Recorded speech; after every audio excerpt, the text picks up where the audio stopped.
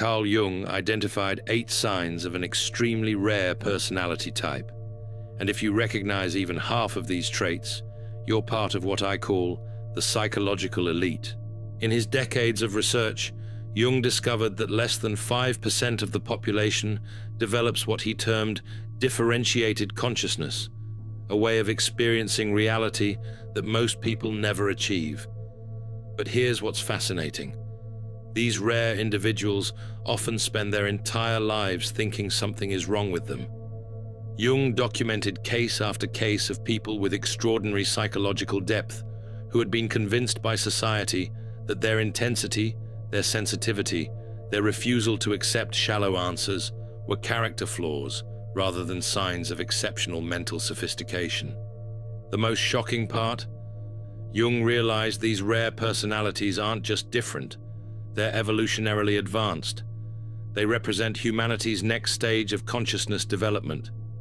Join me as we descend into the depths of Jungian psychology to uncover these 8 definitive signs of rare personality types. If you recognize yourself in these patterns, everything you've been told about being too much will finally make sense, because you're not too much for the world. The world is too little for you. Because here's what Jung discovered that modern psychology still refuses to acknowledge. The traits that make you feel like an outsider aren't defects, they're upgrades. You're not broken, you're breakthrough.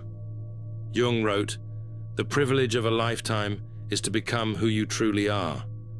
But what if who you truly are doesn't fit into society's narrow definitions of normal? What if your intensity, your depth, your refusal to settle for surface-level existence are evidence of what I call advanced psychological architecture? Think about this from an evolutionary perspective. Throughout history, the individuals who pushed humanity forward were the ones who couldn't accept the status quo. They were the ones who questioned everything, felt everything, and saw possibilities that others couldn't even imagine. But here's the tragic irony. Society teaches these exceptional individuals to suppress their greatest strengths. You've probably been told you're too sensitive, too intense, or too complicated.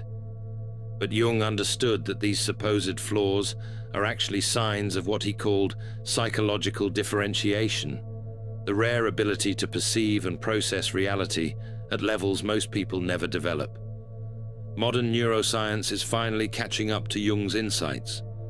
Dr. Elaine Aron's research on highly sensitive people shows that approximately 20% of the population